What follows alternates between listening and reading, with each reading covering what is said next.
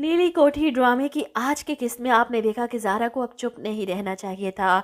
इसे कोशिश करनी चाहिए थी अपने नाना अबू को या ज़ैद को सच्चाई बताने की, क्योंकि कहीं बाहर से पता चलती तो इसके लिए बहुत तकलीफ दे हो जाता। और यही हुआ अगली किस्त में।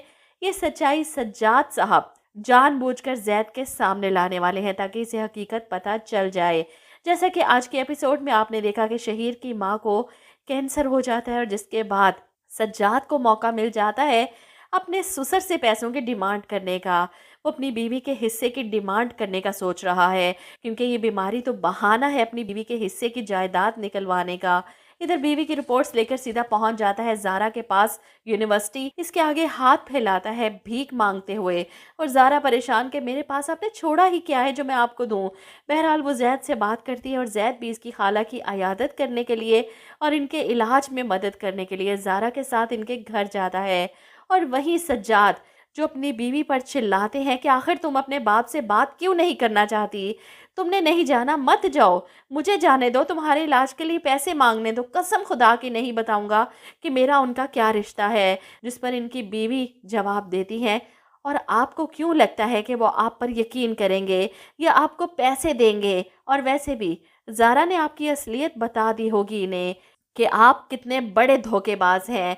ये सुनकर सज्जाद साहब चिल्लाते हैं, तो वो खुद क्या है, मैं भी बता दूंगा असलियत तुम्हारी भांजियों की। यही कि ज़ारा इनकी सगी नवासी है, इनके बेटे को फंसाया है नीली कोठी के चक्कर में।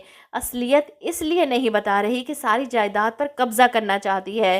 पीछे खड़ा जैद ये सब सुनकर हैरान होकर ज़ारा की तरफ देखता है और ज़ारा के भी होश उड़ जाते हैं। जैद तो वहां से चला जाता है। सज्जाद का मकसद भी पूरा हो गया, अपनी बात अकबर अली तक पहुंचाने का, ताकि वो अपनी बेटी की खैर खबर ले और अपने दामाद को माला माल करें। लेकिन यहाँ पर जैद और ज़ारा का रिश्ता दांव पर लग जाता है।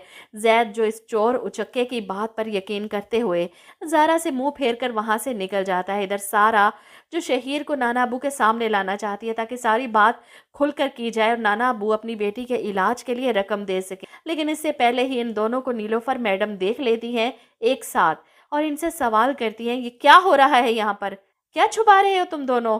और यहीं पर लगता है कि सारा इन्हें सच बताने की कोशिश करेगी और इतने में जैद भी गुस्से में घर पहुंचकर ज़ारा पर चिल्लाता है, क्या रह गया है सुनने को, क्या सुनूं मैं तुम्हारी बात। तो इसकी मिन्नतें करती है कि मैं आपको खुद सब कुछ बताना चाहती थी, लेकिन जिस पर जैद चिल्लाता है, लेकिन तुम्हें तो ये घर चाहिए था ना, इस घर के लिए, इस नीली कोठी के लिए तुमने मुझसे शादी की, अब रहना इस घर के साथ।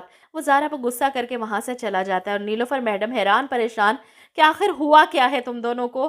और तब ज़ारा इन्हें हकीकत बताएगी कि जैद को सब पता चल चुका है कि मेरा अकबर अली से क्या रिश्ता है। जिसे सुनकर वो परेशान, ज़ारा इतना बड़ा सच तुम दोनों बहनों ने हमसे छुपाया। जैद का गुस्सा करना तो बनता है, वैसे देखा जाए तो जैद का इस पर शक करना नहीं बनता कि वो जायदाद के लालच में इसके साथ इतने अरसे से है। वो ज़ारा को जानता है, कभी इसमें कोई लालच या हिरस नहीं देखी। फिर किसी गैर की बात पर यकीन करके ज़ारा से नाराज़ हो गया कि इसने जायदाद के लिए शादी की है।